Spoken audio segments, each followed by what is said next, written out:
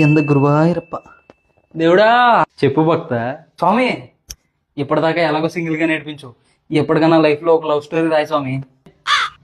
కథలెన్నో చెప్పారు, కవితల్ని రాశారు, కాలాలు దాటారు, యుద్ధాలు చేశారు ప్రేమలో.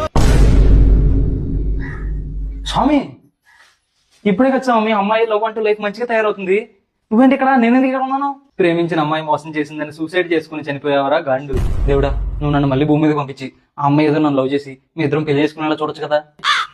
గోదారి గట్టు మీద రామసలకావే.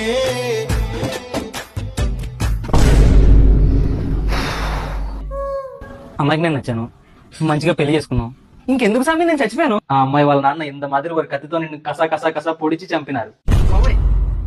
స్వామి ఇంక ఈ లవ్ మ్యారేజ్ కూడా వెళ్ళకుండా మంచిగా అరేంజ్ మ్యారేజ్ చేసుకుని బతుకుతాను, ఒకసారి పంపించు స్వామి. అటులోనే